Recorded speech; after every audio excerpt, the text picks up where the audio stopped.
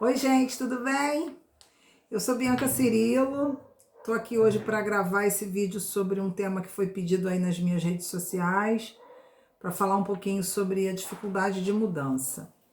As pessoas me perguntam isso sempre quando tem oportunidade, não só aqui na internet, mas em momentos de palestras, outras situações onde eu tenho oportunidade de me expressar. Então vamos lá, por que é tão difícil mudar? Bom, eu não tenho uma resposta mágica, tá? Não existe uma receita de bolo, não tem assim uma maneira milagrosa da gente falar sobre isso e dar ferramentas para as pessoas mudarem. O que a gente pode falar é assim, trazer algumas reflexões e não meras informações, né? Trazer reflexões do ponto de vista do saber psi, que possam auxiliar na construção da trajetória das pessoas, né? Bom, dificuldade de mudança. Primeira coisa, quando a gente fala de mudança, a gente está falando de algo que mexe com a nossa zona de conforto.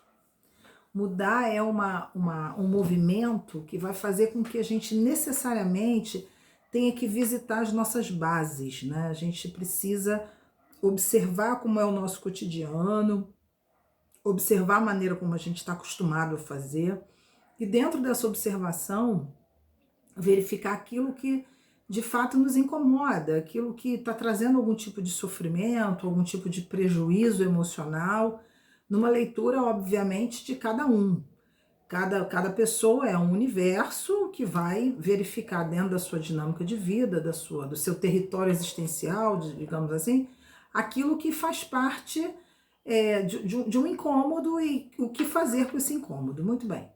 Primeira coisa, quando você vai, por exemplo, quando a gente vai arrumar uma casa, quando a gente vai pintar a nossa casa, quando a gente vai mudar de residência, é um transtorno. Por que é um transtorno? Porque a gente tem que encaixotar tudo, a gente tem que cobrir móvel quando vai pintar.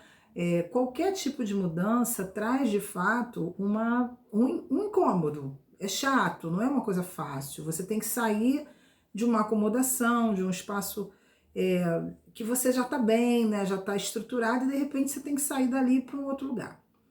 Então, primeira coisa, mexer com zona de conforto é algo difícil para muitos de nós, ou para a maioria, porque a gente tende a se enraizar. Esse enraizamento, ele é bom, por um lado, a gente precisa criar bases, mas por outro lado, quando ele é muito engessador, quando ele é muito rígido, a gente também tem sofrimento na hora de mudar. Então, primeira coisa, uma dificuldade inicial que eu vejo é essa. Uma outra dificuldade que é muito mais profunda e que a clínica traz isso pra gente, o lidar com pessoas mostra isso, qual seria? Quando você olha para a tua história de vida, você vai lidar, obviamente, com questões que você aprendeu, né? Eu costumo falar que pai e mãe, ou substitutos, ou aqueles que fazem o papel de figura de autoridade no início da vida, eles realizam verdadeiras profecias. O que seria isso? Você vai ser assim, você é assim. Aquilo tem uma força de identidade, né? Uma força identitária no sujeito, que muitas vezes é difícil desmontar. Então, a mudança, a dificuldade de mudança pode estar muito relacionada àquilo que você aprendeu como criança, aquilo que você aprendeu como adolescente, aquilo que você aprendeu com as pessoas que foram seus primeiros educadores, e criar uma espécie de profecia ou rota. E muitas vezes as pessoas vão naturalizando esses aprendizados e não param para pensar criticamente, é isso mesmo que eu quero? Até porque também não é tão fácil, gente, porque quando a gente olha para a sociedade que a gente esquadrinhou hoje, que a gente construiu hoje, né, que a gente formatou, melhor dizendo, uma espécie, é um formato, não deixa de ser, né, a gente criou estruturas para se viver socialmente. Quando a gente olha para a sociedade de hoje, também não é tão fácil, porque existem esquemas ou propostas que a gente está falando aí de uma contingência de identidades. Eu estou lembrando aqui da Agnes Heller, que é uma cientista política maravilhosa, que faz uma releitura de Hannah Arendt, que na verdade é a grande autoridade aí sobre o pensamento de Hannah Arendt, quando ela fala que a gente está de fato vivendo uma contingência de identidades, e ela necessariamente diz que isso não é ruim, né? O grande risco é quando a gente não para se implicar na escolha da escolha de si mesmo, né? Que ela fala, né? Que tipo de destino, digamos assim, a gente está escolhendo nessa oferta nessa contingência de modos de ser. Então, quando a gente cresce, olha para uma sociedade que também parece que querem colocar a gente na caixinha, né? As caixinhas que a gente mesmo construiu socialmente, porque nós somos a sociedade, e depois a gente quer sair delas, né? E tem que abrir essas caixinhas. Para mudar, a gente tem que abrir esse monte de caixinha e observar, é isso mesmo que eu quero, eu estou indo para uma trajetória, sair do caminho de Alice, né? Aquele caminho de qualquer caminho serve, e se apropriar da sua história. Mesmo, obviamente, que essa história tenha sido passada por alguém, e óbvio que é, mas é pensar criticamente. Aí, quando eu falo de pensar criticamente, eu estou lembrando do Leandro Carnal, que eu adoro, quando ele fala dessa diferença de informação e reflexão. Acho muito interessante quando ele fala disso, porque a gente está com muita informação, e às vezes mudar é só adquirir mais informação, mas a gente está com pouca reflexão. A gente está numa cultura da quantidade, não da qualidade, ainda estamos nisso, né? E quando você pensa em mudar, você quer mudar por quê? Qual o sentido da mudança? Você quer mudar por quê? Para onde? Para vivenciar o quê? Para fazer o quê? E o quanto a posição que você está hoje te desconforta. Isso é uma reflexão muito importante, porque eu lido com pessoas, já passei por situações do tipo, a pessoa dizer para mim assim, poxa, Bianca, eu não consigo escolher minha roupa, porque até os 45 anos a minha mãe escolhia para mim. Complicado isso, porque quando você escuta isso, você vê o nível de sofrimento que alguém tem. E aí eu também paro para pensar nessa coisa do poder desejar, que é uma lógica, a lógica do desejo, ela vai atravessar essa discussão sobre mudança, ou seja, o quanto o sujeito se autoriza a desejar. Parece uma coisa boba, mas não é, mas você lida com pessoas, já tive a oportunidade de acompanhar situações onde o sujeito ele não consegue nem se implicar no desejo dele, ele não sabe nem o que ele quer. Ah, não sei escolher, não sei decidir, não sei desejar. Hoje a gente está vivendo uma espécie de crise da tomada de decisão, porque há um medo muito grande, né, de tomar decisões, e isso, o peso da responsabilidade pessoal, o quanto que as pessoas não se sentem estruturadas na sua história de vida, tomarem decisões e caminhos, sejam esses ou aqueles, com uma lógica de que vai dar errado, e a gente fica pensando, vai dar errado para quem? O que é dar errado? Dar errado muitas vezes é não atender a expectativa social. Quantas vezes o dar errado é isso, né? Ah, deu errado porque fulano não gostou. É muito comum as pessoas começam a fazer terapia, aí tem coisas do tipo, olha, essa terapia não tá funcionando não, porque você tá ficando diferente. E o diferente é não tô mais sendo o bobo da corte, não tô mais fazendo o que todo mundo quer, tô aprendendo a gerir a minha vida, tô aprendendo a tomar decisões que não são as decisões que você espera, mas que não te prejudicam, mas que você não me controla mais, né?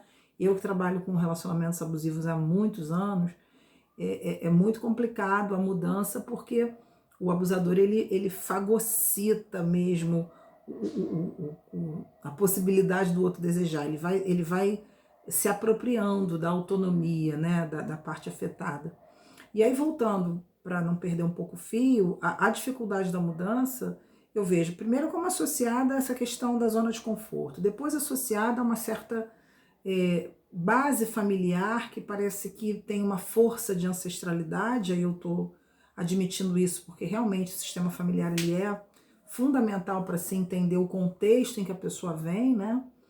E como que isso predomina na escolha dela, e a dificuldade que ela tem de fazer diferente, de trazer criar um outro percurso com medo dessa desaprovação. E a gente tem que tomar cuidado, fica um alerta para os pais do tipo, criança não deseja, né? Você é criança, não tem que desejar nada, né?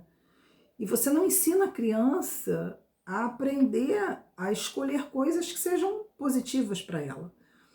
Criança não tem vontade, isso é muito comum, né? Criança não tem vontade. Ou então, hoje em dia, a gente tem crianças que têm vontade até demais, no sentido de há uma liberação de muitos pais, né?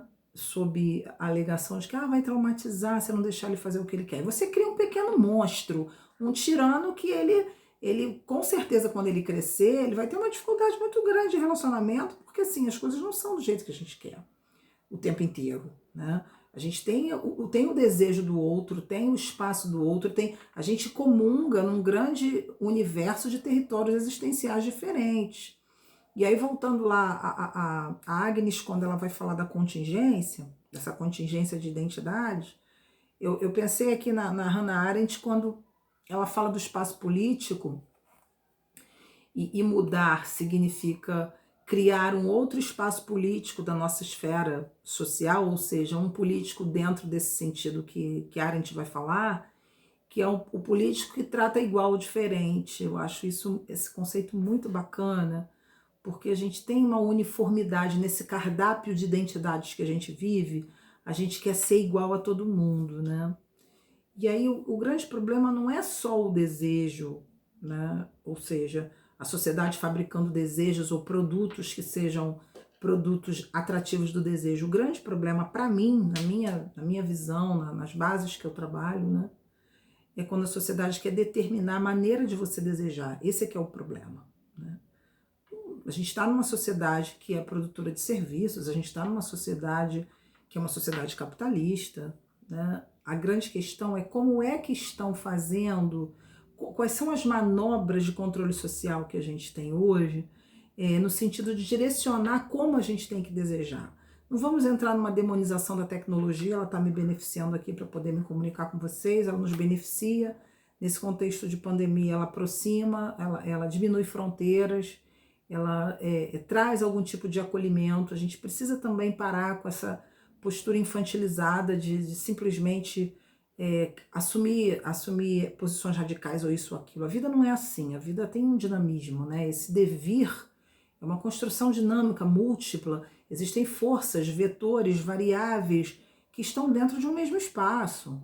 Então, a dificuldade de mudar depende, obviamente, de tudo que você já viveu, da maneira como você vê mudança, o que você vai atingir lá na frente, o quanto você está preparado para não fazer, não ser criticado na sua mudança, também tem isso, porque o medo da rejeição é um grande fantasma que produz cultura de ressentimento. Essa que é a verdade, a cultura de ressentimento é o quê?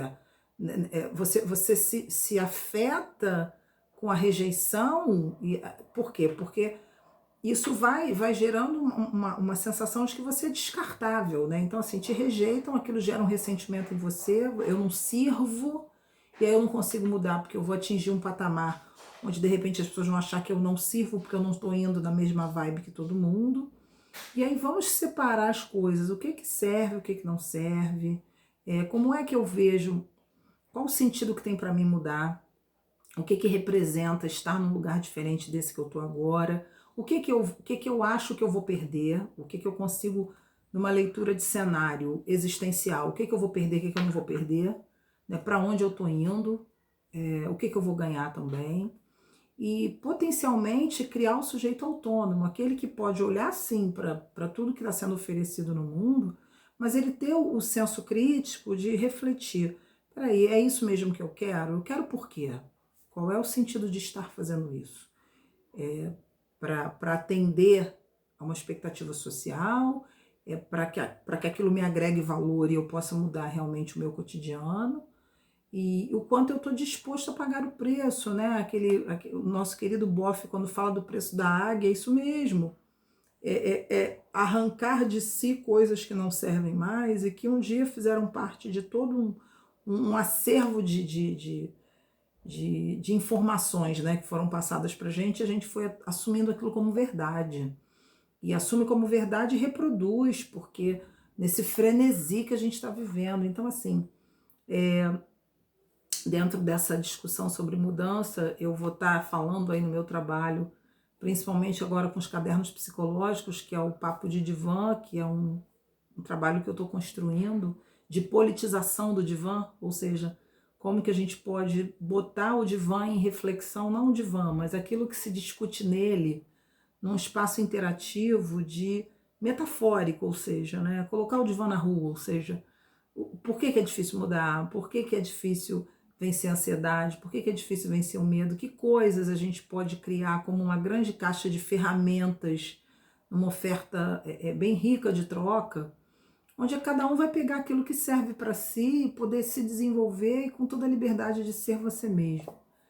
Então a gente vai ficando por aqui hoje, né? Espero ter ajudado vocês com alguns estímulos sobre essa questão da mudança, ou seja, ousem, né? Não fiquem apenas com aquela vida que disseram para vocês que é a vida, né? Saiam das crenças limitadoras, que é um outro papo que a gente vai bater num outro momento, sobre essas tais profecias que vão limitando e emperrando a nossa possibilidade de chegar onde a gente quer, porque alguém falou que não era bom, mas que para a gente faz um sentido estar e muitas vezes não experimentamos por conta de todos os sentimentos que vão sendo manobrados, culpa, chantagens, processos que vão travando o nosso desenvolvimento pessoal, porque alguém disse que era bom ou não era bom e a gente não pensou criticamente na possibilidade de fazer diferente. Continue me acompanhando no meu canal, continue me acompanhando nas redes sociais. Estaremos aqui em outros momentos falando sobre outros assuntos dentro do Papo de Divã, que é esse trabalho que agora, predominantemente, eu estou me dedicando aos cadernos terapêuticos, que ainda não foram lançados. A gente vai lançar o número 1 em breve. A plataforma de vendas vai estar sendo anunciada aí nas minhas redes sociais. Fiquem atentos. Em breve, a ideia é sair até o dia 31, essa é a previsão. E ao longo desse trabalho vocês vão acompanhando outros temas também para que a gente possa criar um espaço rico de reflexão onde todos se beneficiem. Um forte abraço, até a próxima, gente.